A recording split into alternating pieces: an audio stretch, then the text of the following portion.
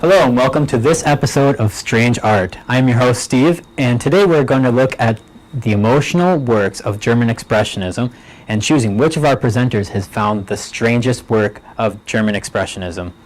But first, to be able to truly understand the pieces they are going to show us, we need to understand what German Expressionism really is.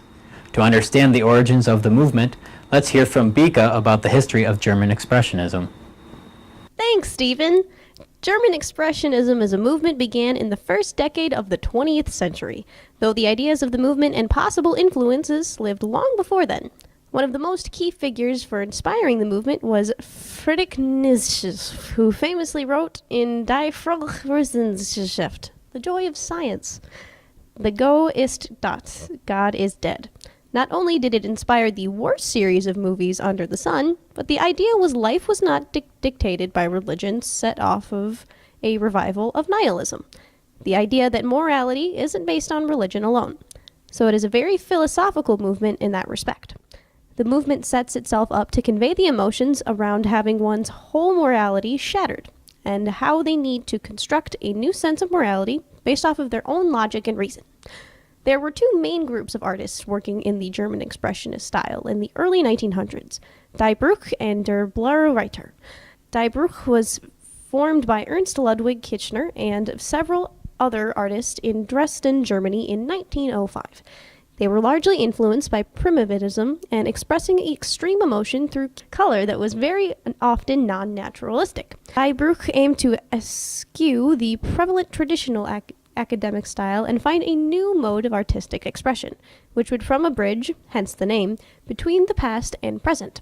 They also worked largely in woodcuts. Blue Reiter, on the other hand, was formed in Munich in 1911. Only lasted until 1914. Founded by Russian immigrants as well as German natives. Three of the founding members were Wesley Kandinsky, Franz Marc, and Gabriel Munter. Interestingly enough, one of the main goals of the movement was to reject the rules set up by Kandinsky's earlier group in Germany. Their Blue Reiter were influenced heavily by primitive art, but where Die Bruch used rough forms and sharp edges to show the primitivism, their Blue Reiter used the softer forms and more curvilinear lines that reflected the art found in caves. Thanks, Bika. All right, to start us off, we have Elle. What do you have for us today? So, thank you, Stephen. Here we have the cow. So it reminds me of breakfast to first start off. I see a little bit of eggs right here, some red peppers, green peppers. Probably not actually what it is, but... Thank you, Stephen. So this first piece is The Cow by Wesley Kandinsky. This first piece is from Der Blaue Reiter. It is an oil painting on canvas that painted in 1910.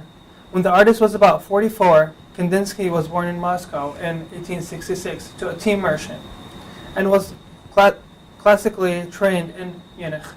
He was very interested in science and often painted directly from his observations. This obviously was one of his first works, as he goes into almost complete abstraction in his later years. You can see that his emphasis on color, which was one of the main ideas Der Blaue Reiter, color did not really need to be accurate, as its major purposes was to give off an emotion.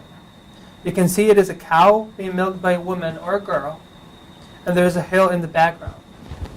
But all of the actual objects are kind of hard to pick out when you first look at them.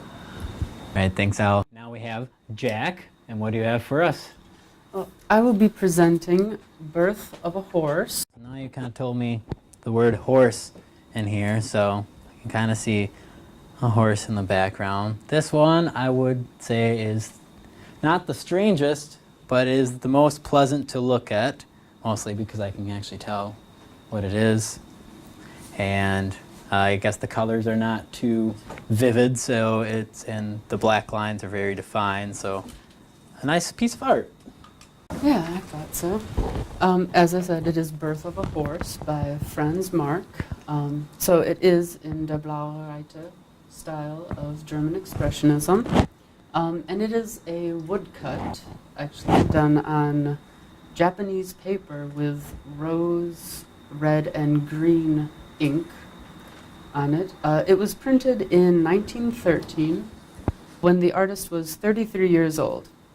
Franz Marc was born in Munich, Germany in 1880, And he had a landscape painter as a father, and that was very influential to his work. He was very into doing more natural scenes, and he was classically trained as well in Paris. There are 3 horses. I don't know if you can tell.